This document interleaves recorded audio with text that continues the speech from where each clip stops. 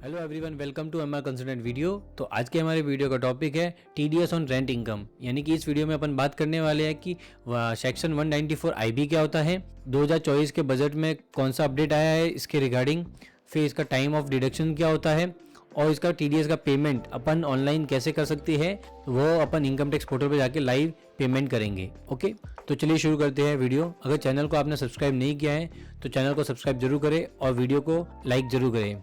तो section 194 IB होता क्या है? सेक्शन 194 आईबी के आने से पहले अपने पास सेक्शन 194 आई था, जिसके अंदर टीडीएस के रिगार्डिंग में जो भी रेंट का पेमेंट होता था वो सारा का सारा पेमेंट 194 आई के थ्रू होता था, बट उसके अंदर कुछ पार्ट रह जाता था। तो उसको इंट्रोड्यूस करने के लिए, उसको इंक्लूड करने के लिए 194 आई का इंट्रोडक्शन हुआ। इसके अंदर इंडिविजुअल्स और एचयूएफ जो जिनका बुक्स ऑफ अकाउंट्स 44 AB के अंदर ऑडिटेबल नहीं होता था, उनको इंक्लूड करने के लिए, उनका टीडीएस डिडक्ट करने के लिए 194 IB का इंट्रोड्यूस हुआ, जिसके अंदर अगर आप इंडिविजुअल हो और एचयूएफ हो और आपकी रेंट इनकम 50,000 से ज़्यादा है पर मंथ की, तो आप टीडीएस 194 सेक्शन IB के अंदर आ जाते हो और आपको अपना टीडीएस डिडक्ट करवाना चाहिए। यानी कि अगर कोई टेनेंट है तो वो अपना पेमेंट कर रहा है 50,000 से ऊपर का पर मंथ का रेंट का, तो वो अब बिना 10 के भी टीडीएस का पेमेंट कर सकता है, क्योंकि 194 IB के लिए 10 की रिक्वायरमेंट नहीं है। यानी कि टेनेंट का, यानी कि इसके लिए आपको दो कंडीशंस अप्लाई होगी आपके ऊपर। अगर आपका रेंट 50,000 से ऊपर है तो आपको IB के थ्रू अपना टीडीएस पेमेंट करना है, और सेकंड, आपकी बुक्स ऑफ अकाउंट्स ऑडिटेबल नहीं है। तो अगर आपकी बुक्स ऑफ अकाउंट्स ऑडिटेबल है तो आपके ऊपर उसका रूल एप्लीकेबल होगा। अगर बुक्स ऑफ अकाउंट्स एप्लीकेबल नहीं है तो 194 आई के अंदर आपको अपना रेंट का पेमेंट करना है। और इस सेक्शन का जो टीडीएस रेट था वो 5% था, लेकिन अब चेंज हो गया है 2024 के बजट में। तो चलिए अब उसके बारे में बात करते हैं। 2024 के बजट में IB का जो रेट था वो 5% था पहले, उसको डिक्रीज करके अब 2% कर दिया है, और ये इफेक्टिव होगा 1 अक्टूबर 2024 से।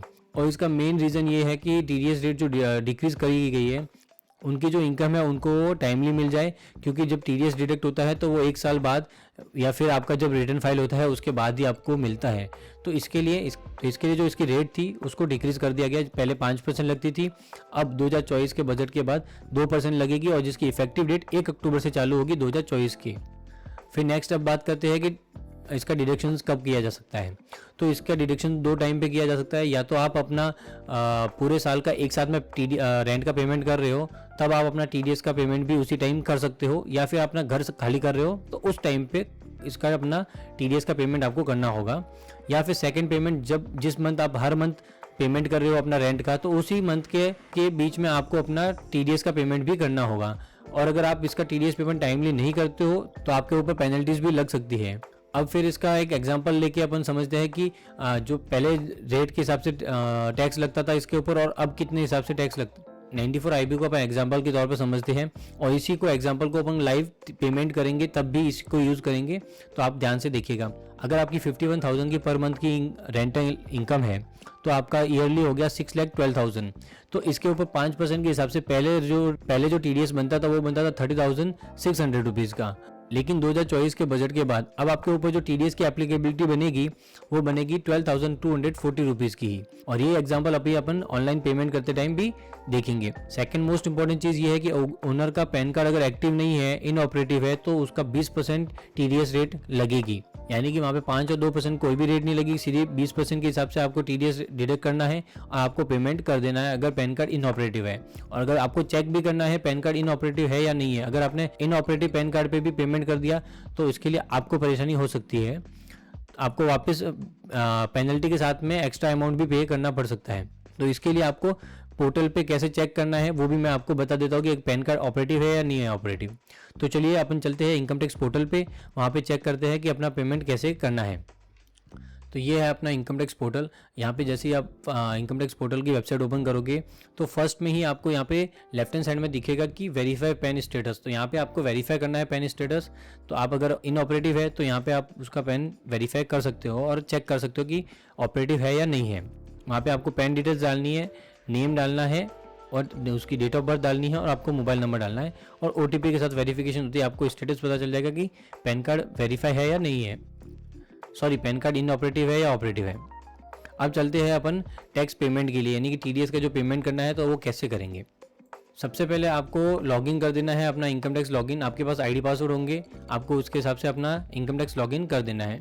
फिर जैसे ही आप अपना इनकम टैक्स लॉगिन करोगे तो आप इस पेज पे आ जाओगे जो आपको अभी दिख रहा है। तो वहाँ पे आपको ई फाइलिंग टैब दिखेगा। ई फाइलिंग टैब में थर्ड ऑप्शन दिखेगा ई पेमेंट टैक्स।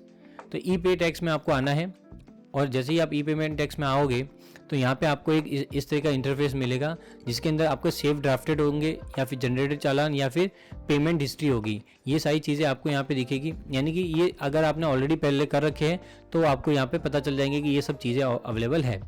पर अभी अपन फर्स्ट टाइम पेमेंट करने जा रहे हैं तो अपने को न्यू पेमेंट पे टैप करना है। तो जैसे न्यू पेमेंट पे जाएंगे वहाँ पे नीचे ही अपने को थोड़ा सा स्क्रॉल डाउन करके 26 QC मिलेगा, यानी कि TDS on rent of properties, यानी कि रेंट ऑफ प्रॉपर्टीज पे अपने को TDS पेमेंट करना है। तो यहाँ पे आपको टैप करना है प्रोसीड पे, और प्रोसीड पे जैसे टैप करोगे आप नए पेज पे आ जाओगे, यानी कि टेनेंट की डिटेल्स डालने के लिए। तो आप जैसे यहाँ पे जैसे ही आप रेजिडेंस पे टैप करोगे तो आपकी सारी डिटेल्स आ जाएगी, क्योंकि आप अपना टेनेंट हो और वही पेमेंट कर रहे हैं। तो यहाँ पे उसके पैन कार्ड आ गया, आधार नंबर आ गए, सारी डिटेल्स जो यहाँ पे प्रोफाइल में अवेलेबल होगी वो सारी डिटेल्स यहाँ पे ऑटोमेटिकली फिलअप हो जाती है। अब इसमें मेन चीज़ जो है वो अपने को ये देखने की टेनेंट जो है आप एक हो या दो हो या तीन हो या चार हो, अगर जितने टेनेंट्स होंगे उतने आपको फॉर्म भरने हैं। तो अपन अभी यहाँ पे नो सिलेक्ट कर देते हैं कि अपने पास कोई एक से ज़्यादा टेनेंट नहीं है। फिर नेक्स्ट कंटिन्यू करते हैं। तो कंटिन्यू करने पर नेक्स्ट डिटेल आएगी जो लैंडलॉर्ड की डिटेल्स डालनी है अपने को।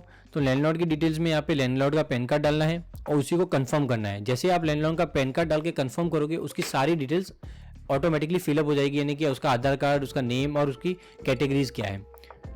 अब देखिए मैंने जैसे ही पैन कार्ड पूरा डाल दिया और कंफर्म पैन कार्ड कर दिया तो उसके आधार नंबर आ गए, उसका नाम आ गया और उसकी कैटेगरी आ गई और उसका कौन सा कंट्री है वो ऑटोमेटिकली फिल हो गया। अब आपको जो मेन फिल करना होगा वो आपका एड्रेस फिल करना होगा।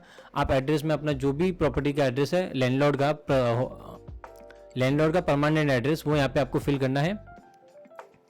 फिर आपको पिन कोड डालना कंपलसरी है कि आपके कौन से एरिया में पिन कोड है वो डाल दोगे। उसके बाद ये ऑटोमेटिकली डिस्ट्रिक्ट और स्टेट फैच कर देगा। और फिर मेन आपको अपना मोबाइल नंबर टेनेंट का ही डालना है। आपको अपना पर्सनल मोबाइल नंबर सेम वाला नहीं डालोगे, आपको टेनेंट का जो भी नंबर रहेगा वो आपको यहाँ पे फिल करना है। फिर आपको यहाँ पे सेकंड चीज़ यहाँ पे ये भी पूछेगा कि यहाँ पे लैंडलॉर्ड भी 1 से 2 है या 2 से 3 है, यानी कि लैंडलॉर्ड भी 2 हो सकते हैं। तो उनके लिए भी आपको फिर अलग से फॉर्म भरना हुआ। यहाँ पे लैंडलॉर्ड अपन नो रखते हैं कि एक ही लैंडलॉर्ड है और फिर कंटिन्यू करते हैं। फिर जैसे ही आप नेक्स्ट हेड पे आओगे जहाँ पे प्रॉपर्टीज़ की डिटेल्स ऐड करनी है तो वहाँ पे आपका माइनर हेड सिलेक्शन हो जाएगा और मेजर हेड सिलेक्शन हो जाएगा।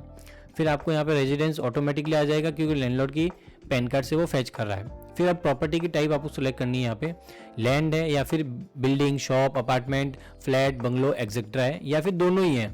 तो यहाँ पे अपन बिल्डिंग सेलेक्ट कर लेते हैं कि बिल्डिंग के अंदर हमारा आ रहा है। फिर उस आपका जो आप अभी रह रहे हो जिसका आपका टेनेंट हो आप वहाँ की डिटेल्स डालनी है आपको। तो वहाँ का एड्रेस डालना होगा, वहाँ का पिन कोड डालना होगा। ठीक है, जैसे ही आप पिन कोड फिलअप कर दोगे ये बाकी सारी स्टेट्स वगैरह ले लेगा। मेन जो चीज़ रहेगी वो अभी यहाँ पे आपको सारा अपना डेटा फिल करना है। तो आप कितने महीने तक उस फ्लैट में रेंट पे रहे थे, तो वो एग्जांपल के लिए अपन ले रहे 12 मंथ के लिए रहे थे।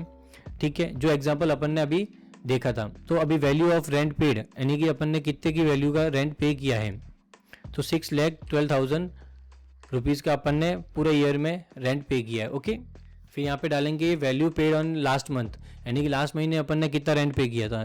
लास्ट मंथ अपन ने 51,000 का पेमेंट किया था। अब अमाउंट अपन ने उनको पेड कितना किया, तो यहाँ पे अपने को TDS लेस करके पेमेंट डालना है।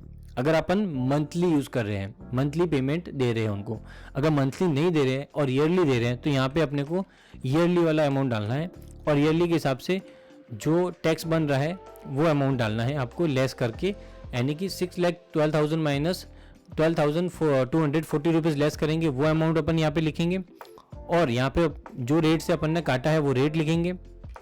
और नेक्स्ट जितना अमाउंट TDS का पे किया, यहाँ पे TDS का अमाउंट अपने को लिखना है। ये TDS का अमाउंट यहाँ पे जो अपन लिखेंगे और डेट ऑफ पेमेंट्स यहाँ पे अपन को डालनी है कि कौन सा महीने पे अपन ने लैंडलॉर्ड को पेमेंट कर दिया है वो यहाँ पे अपने को डालनी है। और डेट ऑफ डिडक्शंस ये दोनों ऑलमोस्ट सेम डेट पे ही होनी चाहिए। तो यहाँ पे TDS का अमाउंट अपना आ गया। अब यही अमाउंट अपने को आगे कंटिन्यू करके पे करना है। तो मैं अभी एग्जांपल के तौर पे यहाँ पे सिर्फ लिख रहा हूँ, बाकी आप माइनस करके लिख देना।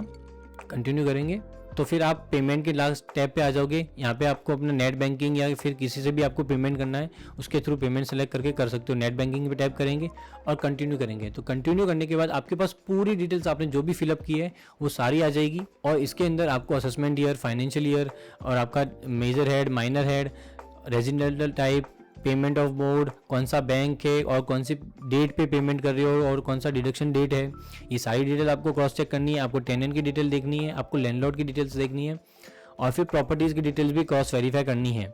उसके बाद ही आपको अपना TDS का पेमेंट करना है।